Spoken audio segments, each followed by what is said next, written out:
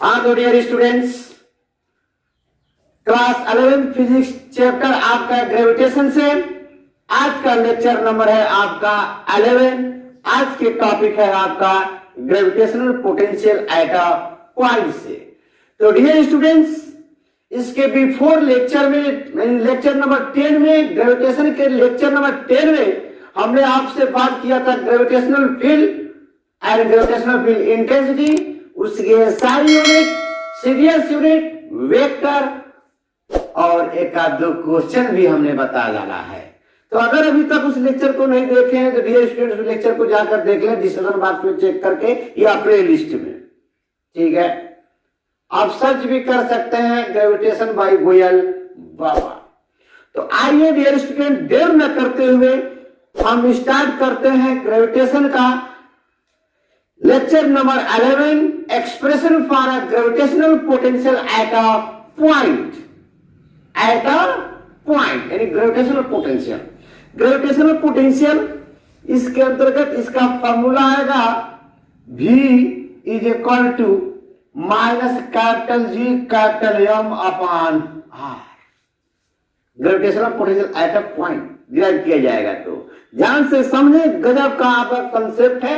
एक एक लाइन करके आप समझते चले, नोट्स बनाते चले। तो जल्द से बच्चों देर न करें, पेन कॉपी निकाल लें और नोट्स बनाना स्टार्ट कर दें। हमारे यहाँ आपका खूबसूरत एवं ब्यूटीफुल सा channel physics and chemistry study by Goyal Baba.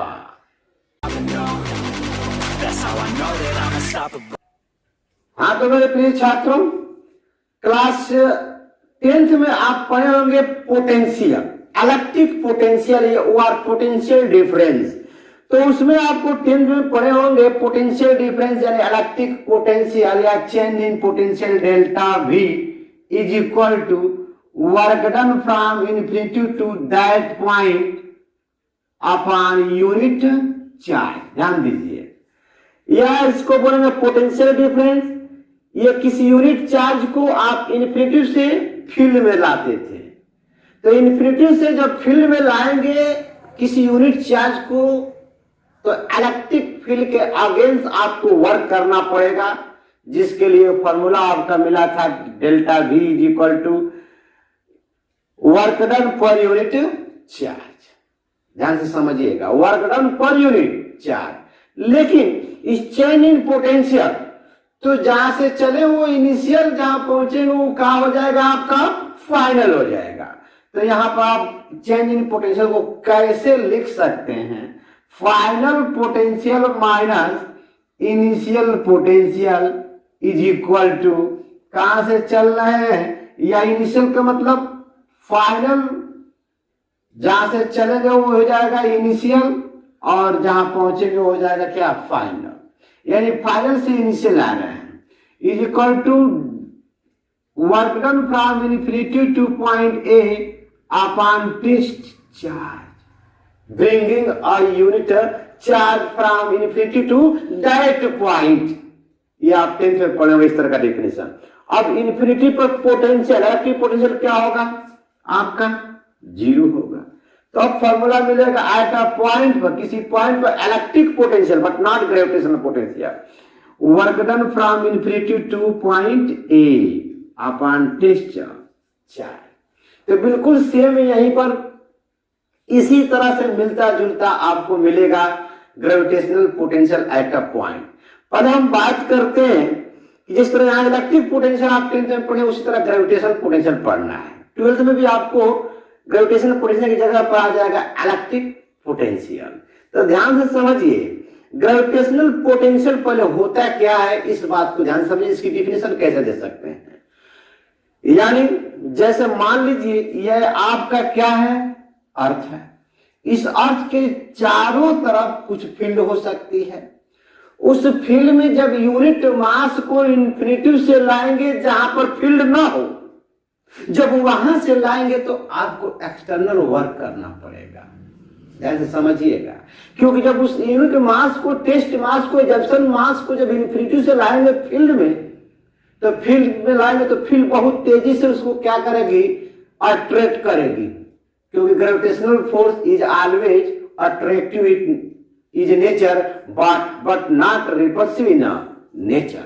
Gravitational field आपका ऑलवेज क्या करता है, किसी भी पार्टिकल को अट्रैक्ट करता है। आप देख सकते हैं, इमेजिन कर सकते हैं, किसी भी पॉइंट को हम लेंगे और फ्रीली सस्पेंड करेंगे तो वो कहां जाकर गिरेगा, और सरफेस पर जाकर गिरेगा। तो आइए ध्यान से समझिए, इस अर्थ के चारों तरफ क्या, इस अर्थ के राउंड फील्ड है। उस फील्ड में यूनिट मास को लाना चाहते हैं तो ऐसे तो आएगा नहीं, जहां पर फील्ड नहीं है, जहां पर जीए नहीं है, तो उसको लाने के लिए आपको वर्क करना पड़ेगा। तो यहाँ पर डिफिनेशन दे सकते हैं, gravitational field, gravitational potential is the work done in moving an object of mass 1 kg।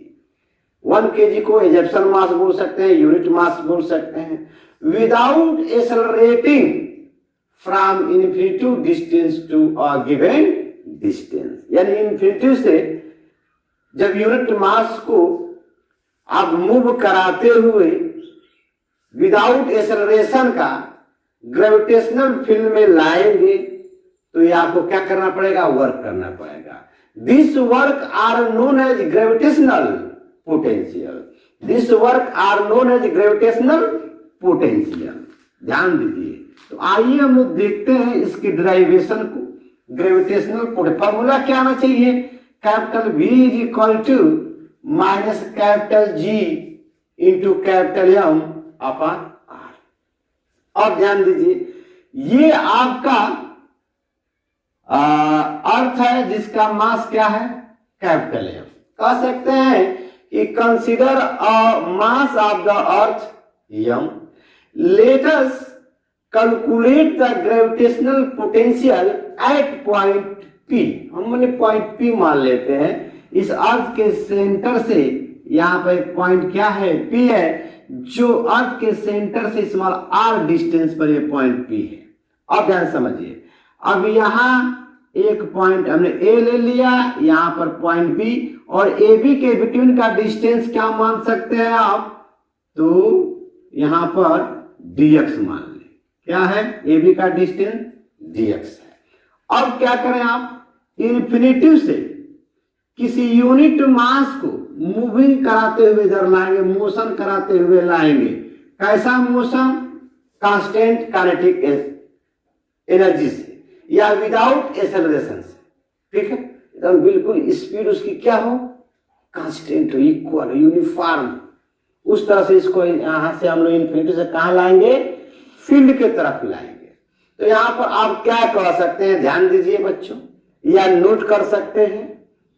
Figure बन गया हो तो बोलिए, बना लिए फिगर, बना ले, जल्दी करें, फिगर बना ले। यहाँ पर एक बॉडी है जिसका मास कैपिटल M है और इसके सेंटर से P का डिस्टेंस R है, AB का डिस्टेंस dx है।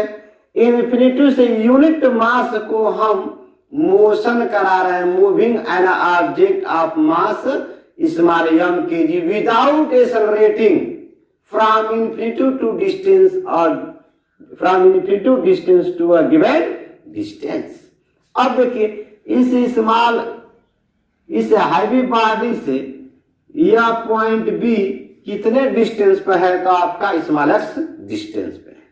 तो नोट कर सकते हैं कि consider a mass capital M या consider a mass of earth is capital.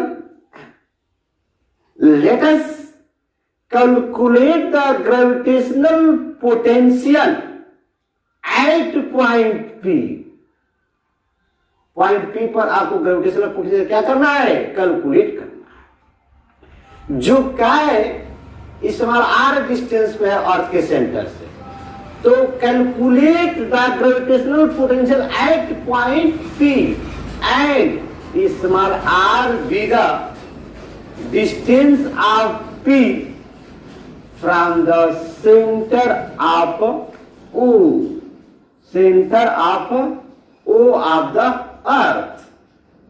इतना लिखने के बाद अब ध्यान से समझिए क्या कह सकते हैं कि लेट अस ब्रिंग मतलब लाना, ब्रिंग अ मास कहां तक लाएंगे, पॉइंट ए तक, या मान लीजिए इसको हम मान ले पॉइंट ए और इसको मान ले पॉइंट बी।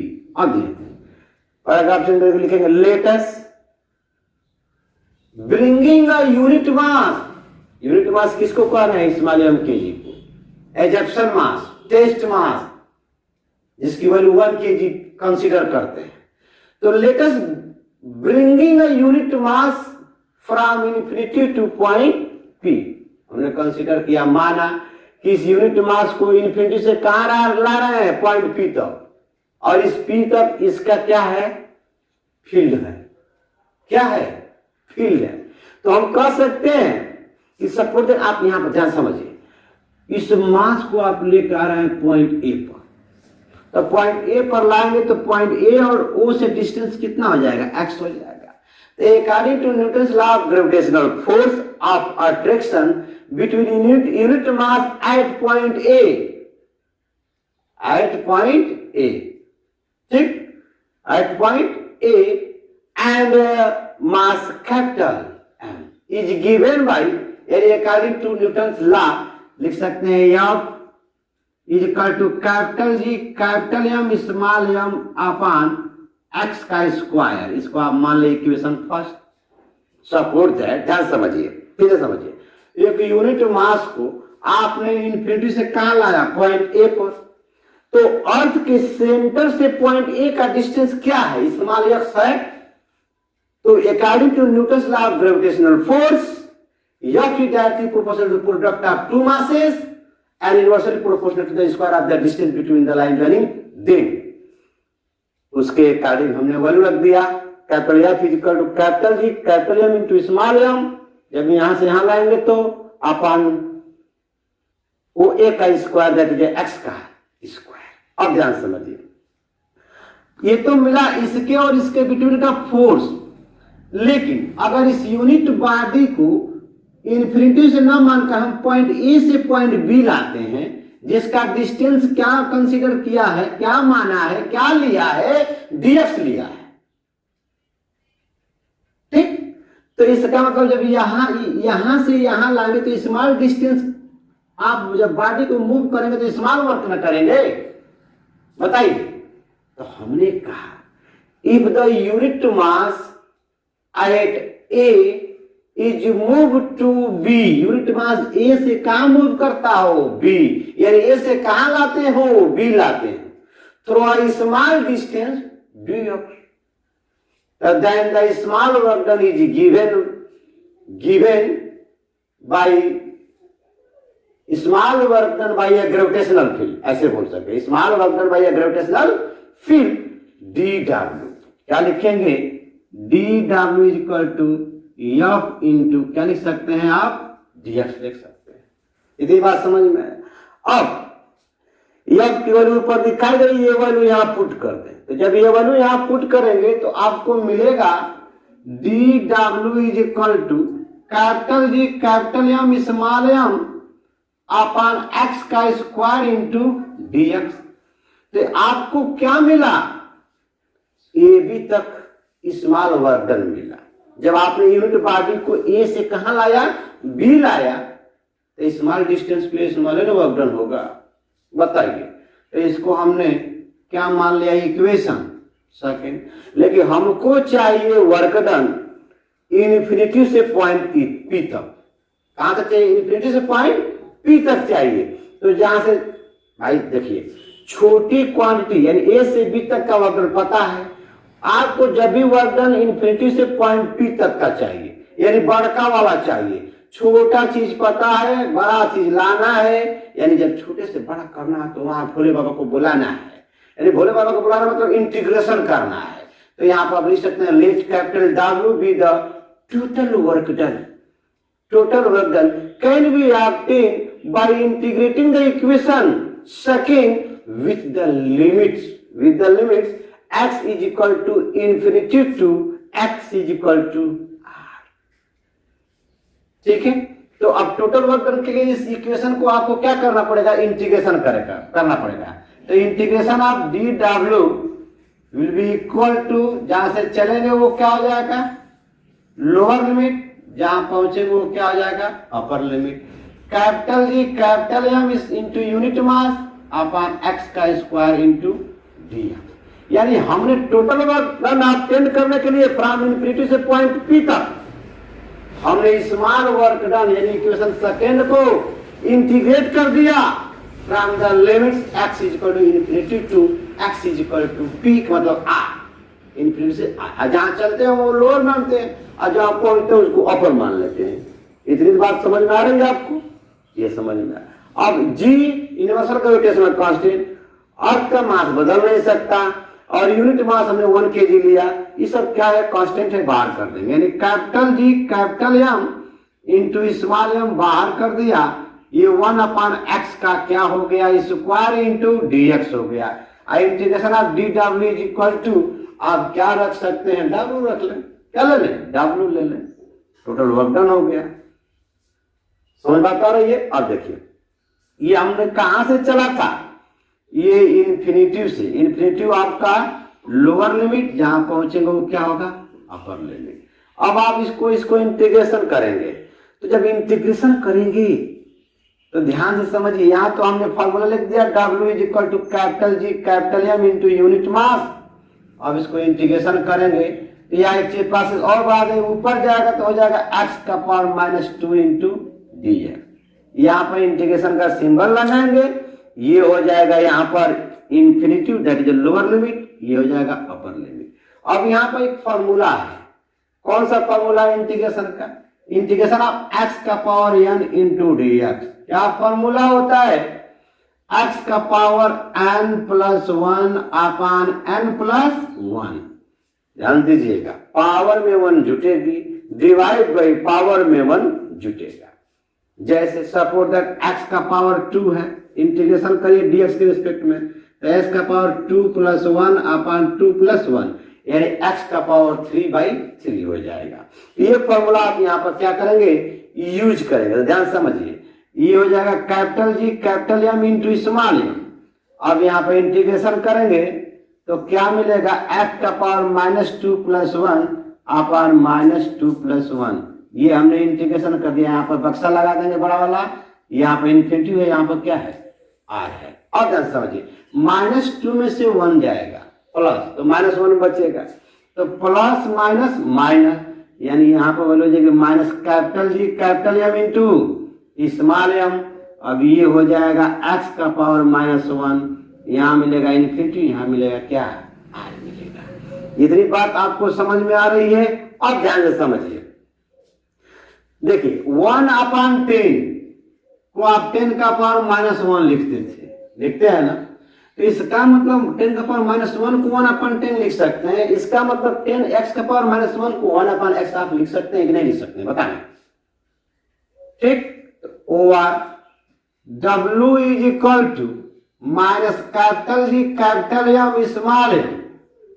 अब ब्रैकेट में आप 1/x लिखें, यहाँ इन्फिनिटी, यहाँ पर क्या लिखेंगे, r। अब इसके बाद कंसेप्ट होता है बच्चों कि upper limit minus lower limit, upper limit minus lower limit, ठीक है ना। तो upper limit minus lower limit, ये अपर लिमिट था, ये लोअर लिमिट था, तो minus capital G capital M small M, यहाँ पर लिखेंगे 1/r।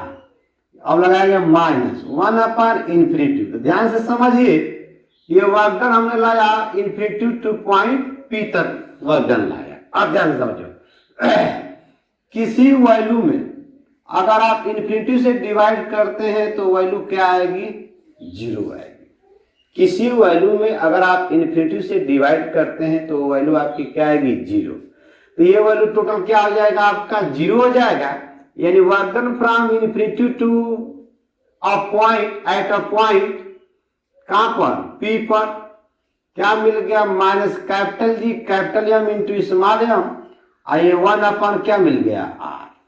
ध्यान से समझिए, OR इसी को आप ऐसे लिख सकते हैं, ये देखिए इन्फिनिटी से कहां जा रहा है, P पर, इन्फिनिटी पर वर्क डन 0 होगा सॉरी, तो work done at a point P minus capital G capital M into small M upon r। अब ध्यान दीजिए, इस यूनिट मास को वर्क डन के नीचे लाए, तो जब यूनिट मास को वर्क डन के नीचे लाएंगे तो ये हो जाएगा W upon small m is equal to minus capital G capital M into capital G capital M upon क्या हो जाएगा R। अब ध्यान समझिए, 10th में आप पढ़े हैं इलेक्ट्रिसिटी में कि V is equal to W upon क्या होता है टेस्ट चार्ज, यानी वर्क डन पर unit charge are known as electric potential. Work done पर unit charge are known as electric potential. तो यहाँ पर आप क्या बोले, वर्क डन पर unit mass are known as gravitational potential, यानी वर्क डन, इसको आप लिख सकते हैं वर्क डन पर यूनिट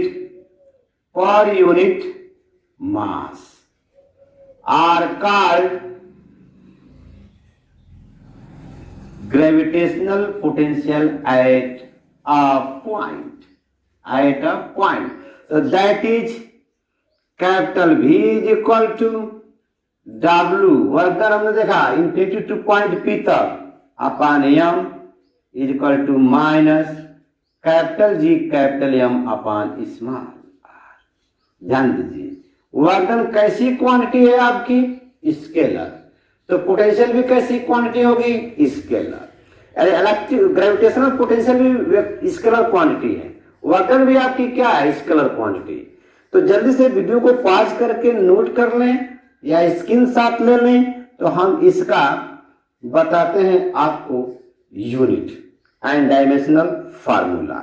वैसे यहां से यूनिट निकाल सकते हैं, जूल पर केजी क्या होगा, इन जूल पर केजी होगा। तो वर्क डन की यूनिट हो, ग्रेविटेशनल पोटेंशियल की यूनिट हो गई, ग्रेविटेशनल पोटेंशियल यूनिट क्या मिली, जूल पर केजी। इसी देखिए यहाँ पर देखिए, जब हम इन्फिनिटी से किसी बॉडी को फील्ड के तरफ लाएंगे या अर्थ के तरफ लाएंगे तो पोटेंशियल आपका वैल्यू नेगेटिव आएगा। यही वैल्यू अगर हम P से अगर इन्फिनिटी की तरफ जाएंगे तो हमारा पोटेंशियल का फॉर्मूला क्या आएगा, पॉजिटिव आएगा। क्या आएगा, पॉजिटिव आएगा। ध्यान रखिएगा इस बात को, ठीक है। तो यहां पर देखें capital G into capital M upon R क्या मिला, स्मॉल आर क्या है, अर्थ के सेंटर से पॉइंट P का क्या है, डिस्टेंस है। हमने कंसीडर किया कि इस अर्थ का फील्ड कहां तक है, P तक है। हमने यूनिट बॉडी को कहां से लाया, इन्फिनिटी से पॉइंट P तक लाया विदाउट एक्सेलरेटिंग, ठीक है। तो विदाउट एक्सेलरेटिंग मतलब कि कांस्टेंट काइनेटिक एनर्जी या कांस्टेंट वेलोसिटी से हमने उसको लाया। तो जब लाएंगे तो हमारा फॉर्मूला क्या मिलेगा, expression for a gravitational potential at a point V is equal to work done पर unit mass is equal to minus capital G capital M upon small r। तो जल्दी से आप नोट कर लें, तो मैं इस पे एक न्यूमेरिकल बताता हूं, ठीक है। हमें उम्मीद है कि आप नोट कर लिए होंगे। आइए आगे एक हम न्यूमेरिकल देखते हैं इस पर, ठीक है। मिटा दूं, चलो बच्चों आइए। ग्रेविटेशनल पोटेंशियल कैसे इसका फॉर्मूला प्रूफ हुआ, समझ में आया या नहीं आया बताइए। हमने यूनिट बॉडी को, यूनिट मास को ग्रेविटेशनल फील्ड की तरफ लाने की कोशिश किया। तो ग्रेविटेशनल फील्ड यानी अगर पॉइंट ए पर हमने लाया था, ध्यान से समझिए, पॉइंट ए पर जब यूनिट बॉडी को लाया तो अर्थ के सेंटर से उसका डिस्टेंस कितना माना था, x माना था। तो वहां पर ग्रेविटेशनल पोटेंशियल का डिफिनीशन लगाया, sorry Newton's law according to Newton's law का कंसेप्ट लगाया। तो लिखा formula capital F is equal to capital G into capital M into small m upon x का स्क्वायर। उसके बाद हमने कंसीडर किया ये यूनिट बॉडी को पॉइंट ए से बी तक लाया, जिसका डिस्टेंस कितना था, dx था। तो स्मॉल डिस्टेंस के लिए ट्रेवल करने के लिए, किसी बॉडी को मूव कराने के लिए स्मॉल वर्क डन करना पड़ेगा आपको। तो स्मॉल वर्क डन हमने लिखा dw is equal to f into dx। उसके बाद इक्वेशन फर्स्ट से हमने f की वैल्यू पुट कर दिया। तो आपका फॉर्मूला आ गया dw is equal to capital G capital M into small m upon x square into dx, जिसको हमने इक्वेशन सेकेंड मान लिया। अब इस इक्वेशन सेकेंड से टोटल वर्क हमको ऑब्टेन करना है, कहां से कहां तक, इन्फिनिटी से पॉइंट P तक। तो हम भोले बाबा को बुलाए, यानी इंटीग्रेशन हमने किया from infinity to point P, यानी पॉइंट पी तक का डिस्टेंस क्या माना था फिगर में, आर माना था, ध्यान से समझिएगा। तो जब आर माना था तो हमने कहा कि let capital W be the total work done can be obtained by integrating the equation second with the limits x is equal to infinity to x is equal to small r। तो हमने integration किया तो formula आया W is equal to minus capital G capital M into small m upon r। Small m unit mass था और small r अर्थ के centre से point P का डिस्टेंस था, समझ रहे हैं ना। उसके बाद हमने यूनिट मास को वर्क डन के नीचे लाया तो कहां चला जाता है, जब लेफ्ट साइड ले जाएंगे तो न्यूमरेटर में जाएगा, डिनोमिनेटर में जाएगा, डिनोमिनेटर में चला गया तो यानी work done upon unit mass, यानी work done upon unit mass equal to minus capital G capital M in upon small r, जिसको इक्वेशन मान लीजिए कोई। अब यहाँ पर वर्क डन पर unit mass are known as gravitational potential, यानी W अपॉन M, जैसे आप 9th में याद किए थे कि वर्क डन पर unit test charge are known as electric potential, तो वैसे आप यहाँ याद करें वर्क डन पर unit mass are known as gravitational potential. तो ध्यान दीजिए gravitational potential formula capital G capital M upon क्या मिला, आर मिला, समझ रहे हैं ना। अब इसका फॉर्मूला एक और आया था, कैपिटल आया था W अपन क्या आया था, M आया था। तो यहां से भी यूनिट निकाल सकते हैं, यहां से भी यूनिट निकाल सकते हैं। ये यूनिवर्सल ग्रेविटेशनल कांस्टेंट है जिसकी वैल्यू होती है प्यारे बच्चों 6.67 इंटू 10 का power minus 11 newton into metre square per kg का स्क्वायर होता है। तो यहां से आप देख सकते हैं इसकी यूनिट रखेंगे newton into metre square upon kg का स्क्वायर इंटू आर की वैल्यू हो जाएगी मीटर, ठीक है, और ये क्या है मास, यानी हो जाएगा केजी। ध्यान से समझिए, ये केजी से एक केजी कैंसिल हो जाएगा, एक मीटर से एक मीटर क्या हो जाएगा, कैंसिल हो जाएगा। अब न्यूटन होता है force, force equal to mass into acceleration, यानी यहां पर भी हो जाएगा kg into metre per second का स्क्वायर अपॉन क्या हो जाएगा केजी। केजी से केजी क्या हो गया, कैंसिल हो गया, तो ये वैल्यू आया मीटर पर सेकेंड का स्क्वायर। फिर से समझे, G F is equal to G m1 m2 upon R square होता है कि नहीं होता, बताइए। तो capital G is equal to F into R square upon m1 into m2 लिख सकते हैं। तो कैपिटल G की यूनिट यहां से आप निकाल सकते हैं। फोर्स की यूनिट होती है न्यूटन, ये डिस्टेंस है मीटर स्क्वायर, और मास की यूनिट होती है केजी, तो केजी इंटू केजी, केजी का स्क्वायर। ये चीज हमने वैल्यू पुट किया, देखिए वहां पर Newton into metre square per kg का स्क्वायर, और यहाँ पर मास था तो इसको वैल्यू दिया, एक मास से एक मास कैंसिल हो गया और एक मीटर से एक मीटर बचा क्या, न्यूटन इंटू यहाँ बच रहा है आपको newton into metre upon kg. ध्यान दीजिए, अब न्यूटन फोर्स को बोलते हैं मास इंटू एक्सेलरेशन, जी भी बोल सकते हैं, या एम इंटू ए। तो जाएगा kg into metre per second का स्क्वायर, तो KG into metre per second का square, KG into metre per second का स्क्वायर, और क्या बच रहा है इंटू मीटर बच रहा है, और एक केजी हो गया, समझ रहा है ना। फिर समझिए यहां पर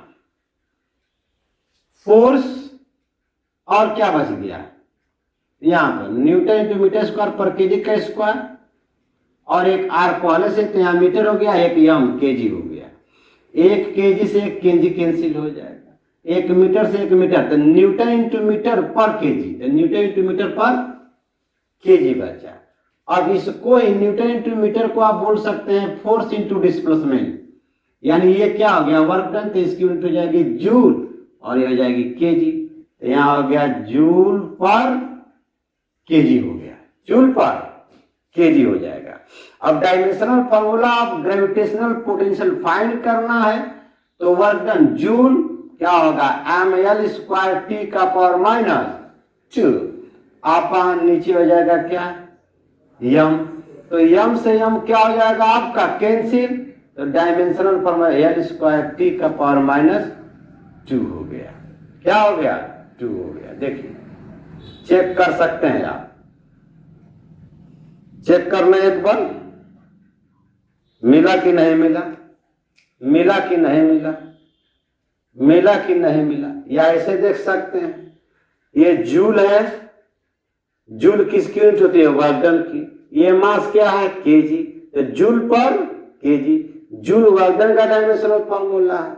अरे वर्क डन की यूनिट है तो वर्क डन का dimensional formula ml square T के पावर माइनस 2 अपान केजी यम, यम से यम कैंसिल हो गया, एल स्क्वायर टी का पावर माइनस 2 हुआ। तो यह फॉर्मूला अब देखिए ये मीटर पर सेकेंड है, इसको क्या सकते हैं? Metre per second. तो ये ग्रेविटेशनल पोटेंशियल जो है कि वेलोसिटी के इक्वल हो गया। किसके हो गया? वेलोसिटी के इक्वल या स्पीड के इक्वल। इस स्पीड और वेलोसिटी दोनों की यूनिट क्या होती है? Metre per second. तो ये वेलोसिटी का स्क्वायर हो गया, स्पीड का क्या हो गया? स्क्वायर। यानी जो वेलोसिटी और स्पीड की डायमेंशनल फॉर्मूला होता है उसी की डायमेंशनल फॉर्मूला को स्क्वायर कर देंगे तो ग्रेविटेशनल पोटेंशियल का डायमेंशनल फॉर्मूला मिल जाएगा। आई होप इतनी बात समझ में आ गई होगी। बताना आइए एक छोटा सा हम लोग न्यूमेरिकल देखते हैं, ठीक है, इस कंसेप्ट पर। तो ग्रेविटेशनल पोटेंशियल का फॉर्मूला क्या मिला आपको? Capital V is equal to capital W upon unit mass is equal to minus capital G into capital M upon R, but not R का स्क्वायर, बट नॉट R का square. अब देखिए एक हमने इक्विलेटरल ट्रायंगल ले लिया, एक हमने इक्विलेटरल ट्रायंगल लिया। इक्विलेटरल ट्रायंगल में ईच साइड आपके इक्वल होते हैं। चलिए यहां पर हमने एक बॉडी ले लिया, यहां पर भी एक बॉडी लिया और यहां पर। इन तीनों बॉडी के मास स्मॉल m है। कितना है? Small m। Each side are equal. Equilateral में इस साइड क्या होते हैं? इक्वल होते हैं। ठीक है, ये भी याद रखिएगा ग्रेविटेशनल पोटेंशियल कैसी क्वांटिटी है ये भी से रिप्रेजेंट करेंगे। ये कैसी क्वांटिटी है? तो स्केलर क्वांटिटी है। कैसी क्वांटिटी है? स्केलर क्वांटिटी है। ठीक है, याद रहेगा। अब देखिए कह रहा है आपका इस इक्विलेटरल ट्रायंगल के सेंटर पर यानी यहां पर नेट ग्रेविटेशनल पोटेंशियल क्या होगा? नेट ग्रेविटेशनल पोटेंशियल क्या होगा? ऑप्शन दिया हुआ है, option A minus capital G capital M upon R, option A हो गया। ठीक, R के जगह पर हम ले लेते हैं यल, यल लिया गया ना यहाँ पर, तो ये हमने ले लिया L, minus capital G capital M upon √3 into L. Option C कह रहा है कि minus capital G capital M 3√3 upon L. Option D, option D minus capital G capital M upon 3√3 into L, ये ऑप्शन दिया है। और इसके equilateral triangle के सेंटर पर नेट पोटेंशियल फाइंड करना है, यानी पॉइंट P पर आपको क्या फाइंड करना है? ग्रेविटेशनल पोटेंशियल फाइंड करना है। अब देखिए इसका मतलब जब यहाँ पर ग्रेविटेशनल पोटेंशियल फाइंड करना है तो आपको ये R पता होना चाहिए। R पता नहीं है, ये भी R पता नहीं है, ये भी R पता नहीं। हम मैं इसका नाम रख लेता हूं, ध्यान समझिए। ये स्फीयर A है, ये B है और ये क्या है? C है। तो AP is equal to PC is equal to क्या होगा? PB होगा। यहाँ पर AC नहीं AP is equal to BP होगा, BP is equal to CP होगा। ये अगर पता हो जाए तो हम निकाल सकते हैं। ध्यान समझिए, इक्विलेटरल ट्रायंगल में ईच साइड 60 डिग्री का, तो इसके बीचों बीच से जा रहे कितना हो जाएगा? 30 डिग्री। और पॉइंट ए से यहां तक का डिस्टेंस कितना हो जाएगा? L/2। और जो पोटेंशियल इस स्फीयर के कारण पॉइंट P पर मिलेगा वही इसके कारण मिलेगा, क्योंकि यहाँ का भी मास सेम है, इसके इक्वल, और ये डिस्टेंस भी इक्वल होगा। वही पोटेंशियल यहाँ मिलेगा। तीनों को अलग अलग पोटेंशियल निकाल कर जोड़ देंगे तो आपको नेट पोटेंशियल पता चल जाएगा। आइए देखते हैं। तो ये डिस्टेंस निकालने के लिए यहाँ पर इसको मानेंगे आप बेस परपेंडिकुलर हाइपोटेनस, यानी cos 30 degree is equal to base upon hypotenuse यानी L/2 और हाइपोटेनस कितना हो गया I हो गया। इतनी बात समझ में आया, यानी L/2R। हमको चाहिए R, हमको क्या चाहिए R चाहिए, तो R को इधर ले जाते हैं L2 और क्या लिख दें cos 30 डिग्री। अब याद कीजिए cos 30 डिग्री की वैल्यू कितना होती है, तो √3/2 होती है। यहाँ पर मैं लिख दिया √3/2। 2 कहाँ चला जाएगा ऊपर, 2 से 2 आपका कैंसिल हो रहा है कि नहीं हो रहा है, देखिए ध्यान से। 2 से 2 आपका क्या हो जाएगा, कैंसिल हो जाएगा। तो R की वैल्यू क्या मिला है, L/√3 मिल गया। ध्यान से समझिए। अब यह value AP is equal to L/√3 is equal to BP is equal to CP, ये मिला L/√3 मिल गया। R की वैल्यू आपको पता होगी, ये आप किसके इक्वल है, R के। ठीक, इतनी बात समझ में आया। अब gravitational potential at point P due to a mass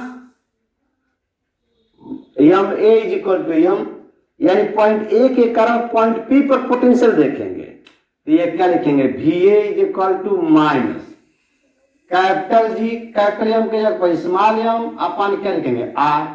R की वैल्यू दिखाई दे रही है, तो VA is equal to minus capital G small m, यहाँ पर हो जाएगा L और √3 कहाँ चला जाएगा, ऊपर चला जाएगा।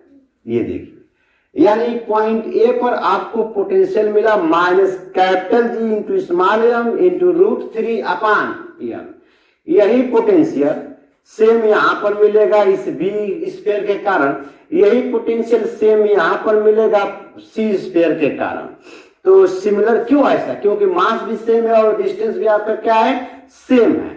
तो यही पोटेंशियल आपका किसके इक्वल हो जाएगा, VB के, यही हो जाएगा किसके, VC के।